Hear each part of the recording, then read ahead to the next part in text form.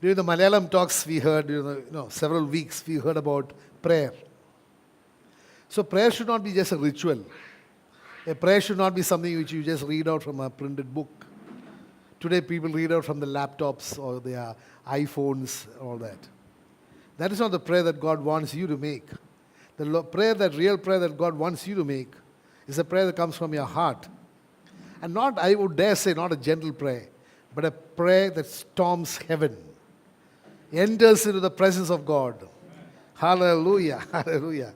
Because one thing you need to understand, we heard also about prayer, that the kingdom principle is that prayer is answered for those who ask for it. If you just sit in your mind and just think about things, no, you have to ask for it. That is why God's word says, ask and you will receive. Seek and you will find. Knock and it will be open unto you. So these are the principles that the Lord has given us. So we need to ask. Some people only think. They are very, very, they think in the mind that I need this, I need that. But you have to open and say.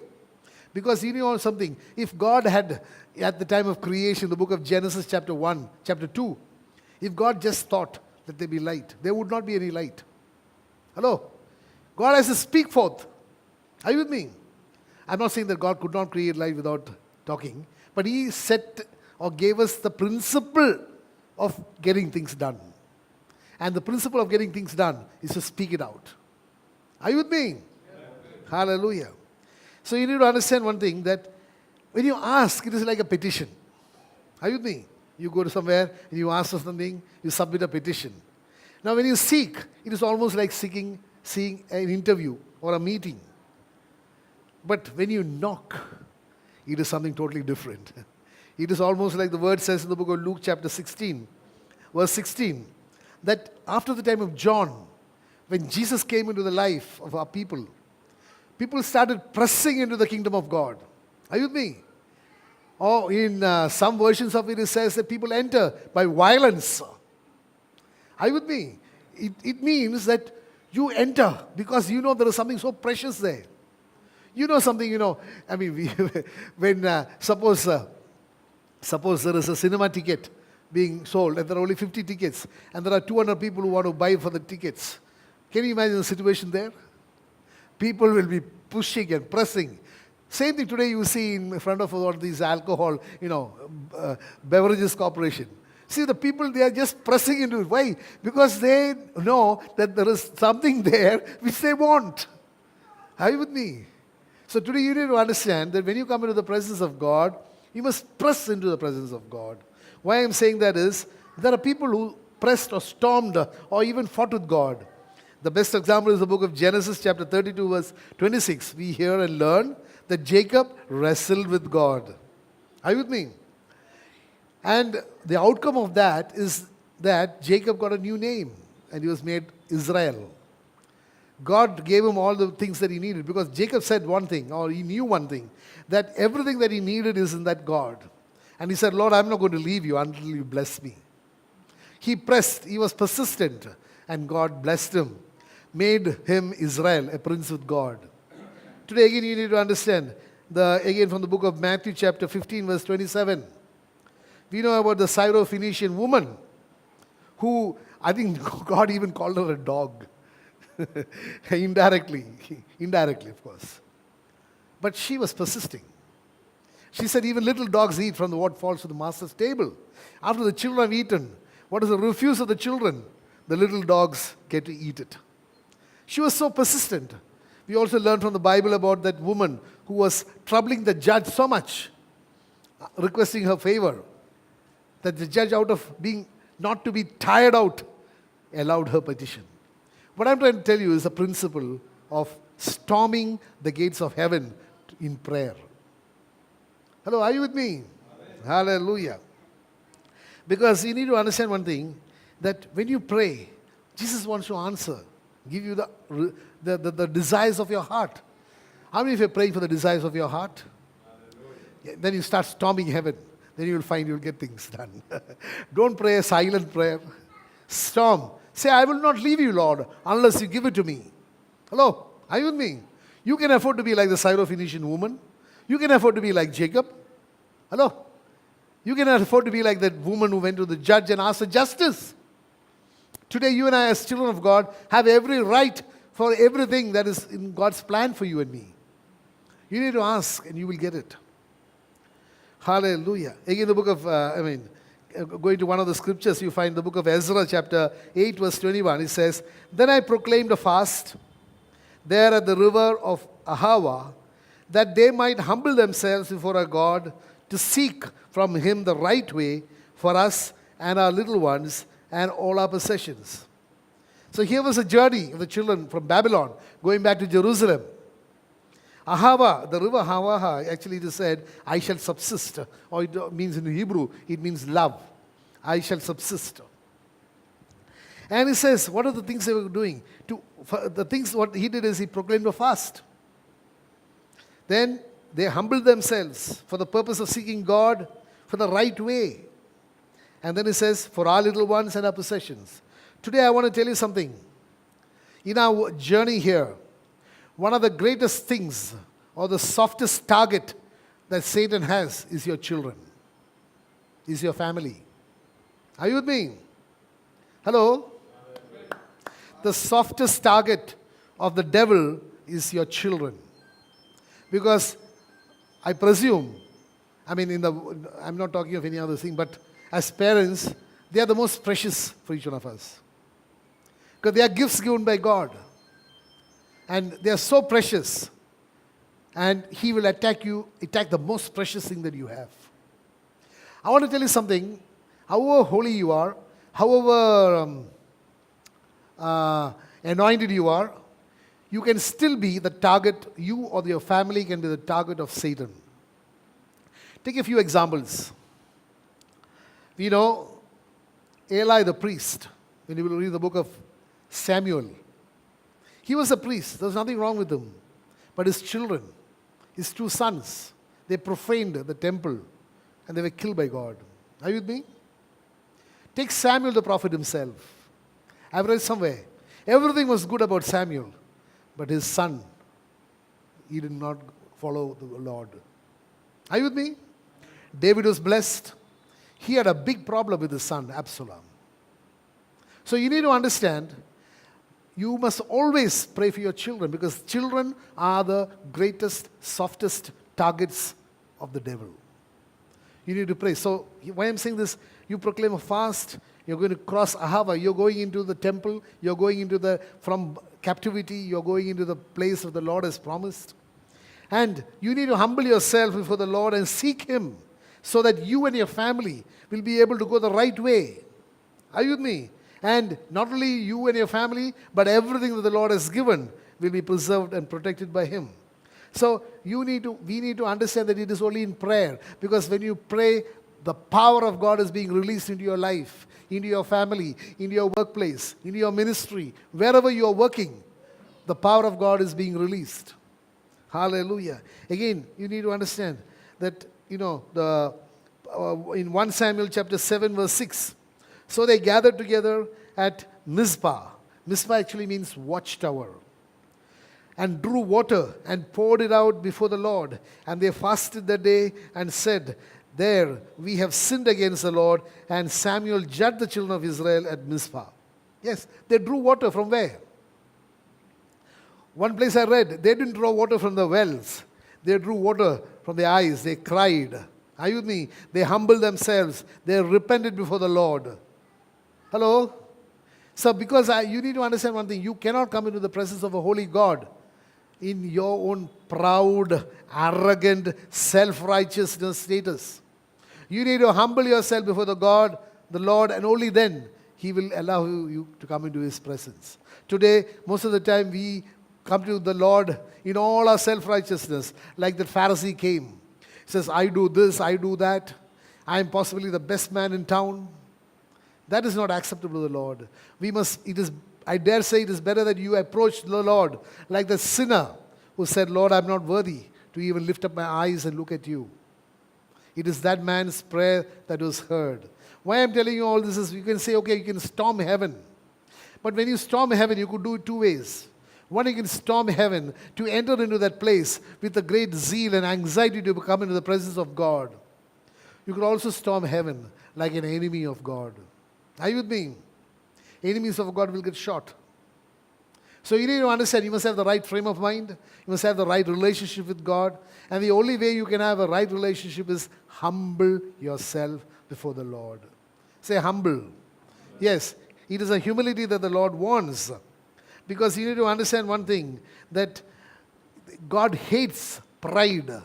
That is the greatest thing that God hates. And that was the very reason that Lucifer fell, because of pride. Today people are not able to understand. Pride is self-righteousness. Pride is saying that all that I need is myself, my works, my good deeds. And God's word says very clearly that your righteousness I consider as filthy rags. What you and I need is the righteousness of Jesus. And the righteousness of Jesus can only come into our lives when our sinfulness is taken away by Jesus Christ. So word says, he who knew no sin was made sin for us, that you and I might become the righteousness of God in him. So we need to come into the presence of God in humility. That's again, when you say, I need the grace of God, which is the unmerited favor of God, it presupposes that you have confessed your weaknesses. You have confessed your failures. That's when the word says that my grace is more than sufficient for you. Paul was able to understand the principle so well that he said, in Malayalam പറയണമെങ്കിൽ ഞാൻ എൻ്റെ ബലഹീനതയിൽ പ്രശംസിക്കുന്നു. That I am, let's read what the English word says. 2 Corinthians chapter 12. Therefore I take pleasure in the infirmities, in reproaches, in needs, in persecutions, in distresses, for Christ's sake, for when I am weak, then I am strong. So you need to understand our attitude at coming before the Lord must be of total humility, surrendered before the Lord, acknowledging your nothingness, and at the same time relying upon His everything, ability to do anything. That principle we all know from the book of 2 Chronicles chapter 20. When you read verse 3, it says, and Jehoshaphat feared and set himself to seek the Lord and proclaimed a fast throughout all Judah.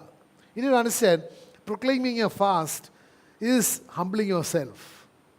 Hello? Not eating pork ribs. Okay, then I fast from pork ribs today. That's not the thing. It is mortifying your body, mortifying everything, so that you come into the presence of God, humbling yourself. So Jehoshaphat, they said, he proclaimed a fast, he humbled himself, he proclaimed a fast all throughout Judah. And then, verse 6, he says to the Lord that, I think let's read the word. 2 Chronicles chapter 20, verse 6.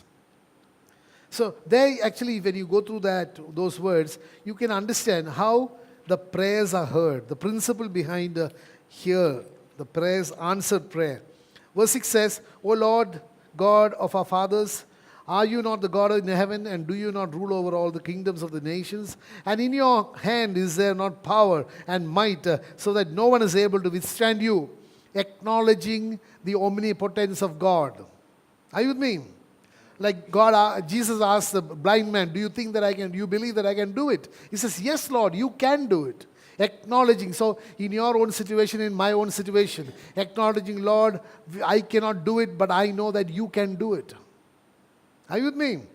So he acknowledged the ability and the power of God. Again, verse 12 says, O our God, will you not judge them? For we have no power against this great multitude that is coming against us.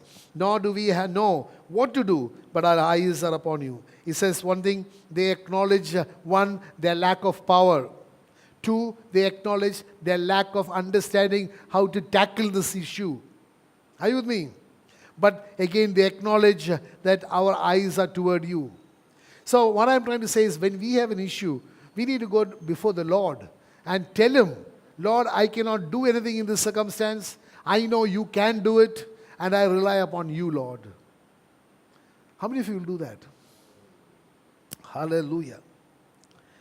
Glory to God. And then verse 15 says, and he said, listen, all you of Judah, and you inhabitants of Jerusalem, and you, King Jehoshaphat, thus says the Lord to you, do not be afraid nor dismayed because of this great multitude, for the battle is not yours, but it belongs to the Lord. So here, you need to understand that when I acknowledge my nothingness, my inability in a particular circumstance, and I also acknowledge and confess the ability of God to come into that circumstance, then the whole thing shifts. Hello? The whole liability to perform shifts. There is no more liability for you to perform, because the liability to perform has shifted to God. Hello? Hallelujah. That is why the Lord says the battle does not belong to you, but it belongs to the Lord. How many of you want to give your battles to the Lord? If you do that, I want to tell you, He will tell you, just stand and see the victory. Just stand and see the victory. I'm telling you, this is a great principle you need to understand. Hallelujah. Again, verse 17 says, tells you one great thing, because many people try to help God. Hello? Many people try to help God. But here, God says very, very clearly, you will not need to fight in this battle. You will not need to fight in this battle. Position yourself, stand still and see the salvation of the Lord, who is with you, O Judah and Jerusalem. Do not fear or be dismayed. Tomorrow, go out against them, for the Lord is with you. Hallelujah. Such great words of encouragement, that when I give my life to Jesus, when I humble myself before Him, and when I seek His face, when I confess my inability, when I confess His omnipotence, when I confess that He is able to do it, because He is able to do exceedingly abundantly, much more than you can ask or think, according to the power, the knowledge that He can do it. Are you with me? Then He says, like I told you earlier, the liability to perform shifts from you to God. He says, just stand still. Stand still meaning to position yourself, and then see the victory that the Lord is going to bring, because He is with you. We read from the book of Joshua, chapter 1. God tells Joshua, I shall be with you as I have been with Moses. Hello? That is not just some promise given to Joshua. It is a promise given to each one of us. Are you with me? I shall be with you. As I was with Moses, as I was with Joshua, He will be with each one of us. Again, the promise that the Lord gave Abraham, when you read the word in the book of Genesis chapter 15 verse 1, He says, Abraham, do not be afraid. I am with you, and I am your shield, and I am your exceedingly great reward. So you need to understand that the answer, the key to answered prayer is humbling yourself and confessing your nothingness and confessing God's ability to come into your situation. And then you will find miracles happening in your life. And then, what do? Verse 22 says, now when they began to sing and to praise, the Lord set ambushes against the people of Ammon, Moab, and Mount Seir, who had come against Judah, and they were defeated. Because what did they do? When they had praise, singing and to praise the Lord, what happened when they praised the Lord? What happened? The God who is enthroned in the praise of Israel came there. Hello? We know Psalm 22 verse 3 says, our God is a God who is enthroned in the praises of His people. And that God came into that situation. So what is the key to getting prayers answered? Is praise the Lord. Are you with me? Praising is actually giving thanks. You give thanks even before the victory is seen. Are you with me? How many of you are willing to do that?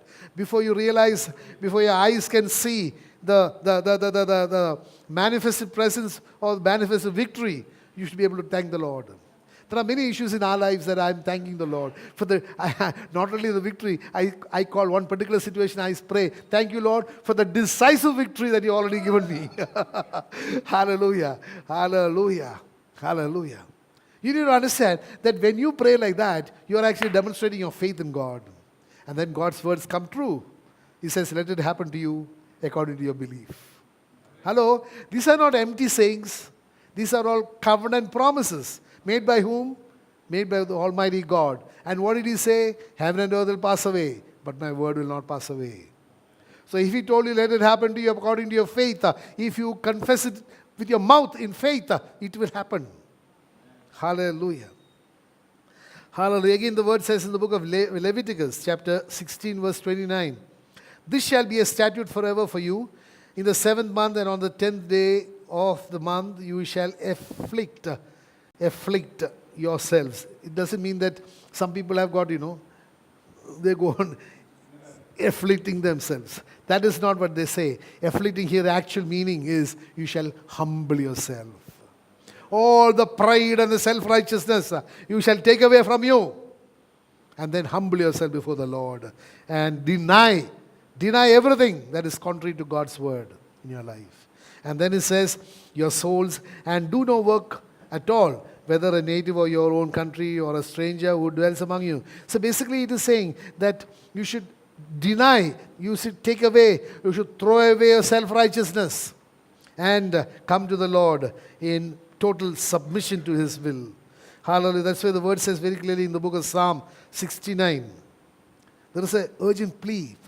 If any of you in some sort of a trouble, going through some sort of stress, I want to tell you, Psalm 69 is such a beautiful psalm. Psalm 69 verse 10 says, when I wept and chastened my soul with fasting, that became my reproach. I also made sackcloth my garment. I became a byword to them. Now you see, those who sit in the gates speak against me, and I am the song of the drunkard. So, people might reject you, people might say whatever they want, but as far as you're concerned, you need to understand that when you go to the Lord in an urgent plea at the time of trouble, our Lord is going to come into your life with deliverance. Verse 13 to 18 says very clearly there, hallelujah. But as for me, my prayer is to you, O Lord, in the acceptable time. O God, in the multitude of your mercy, hear me in the truth of your salvation. Deliver me out of the mire, and let me not sink. Let me be delivered from those who hate me, and out of the deep waters. Let not the flood water overflow me, nor let the deep swallow up, and let not the pit shut its mouth on me. Hear me, O Lord, for your loving kindness is good. Turn to me according to the multitude of your tender mercies, and do not hide your face from your servant. For I am in trouble. Hear me speedily. Draw near to my soul and redeem it. Deliver me because of my enemies. So you need to understand that when you confess your belahinada, your weaknesses, the trouble that you're going through, don't imagine that the Lord does not know what you're going through. He knows very well. And He will come to your assistance. Hallelujah. Because deliverance is sure. It says, draw near to me, to my soul, and redeem it. Deliver me because of my enemies. From every enemy, the Lord will deliver you. Hallelujah. Again, you need to understand that sometimes people question the Lord. I've fasted, I've done this, I've done that. Why nothing is happening? The word says in the book of Isaiah chapter 58 verse 3, why have we fasted, they say, and you have not seen? Why have we afflicted our souls, and you have not taken any notice? So today you need to understand that when we fast or when we afflict our souls or when we come to the Lord in prayer, it is not a religious ritual. Hello? Because the Lord does not want, it is not a formula. Many people have these formulas that I will pray and I will do for 7 days, I will do this. Or for 7 weeks I will do this, and then I will get that. That may be a worldly formula, but it is not a formula that works with God. With God, all He wants is one formula, and that formula is love Him above all things. Give your life to Him. Allow Him to work in your life. Allow the Holy Spirit to work in your lives. Hallelujah. Because you need to understand that there will be so many times when you feel that you are rejected. The Lord is not hearing your prayer because you are not approaching the Lord in the right sense, or your benchmarks of your being approved by God are totally different and worldly and not according to God's standards. So you try to keep the worldly standards or the standards of religion to be approved by God, but God does not approve you on the basis of your outward appearance.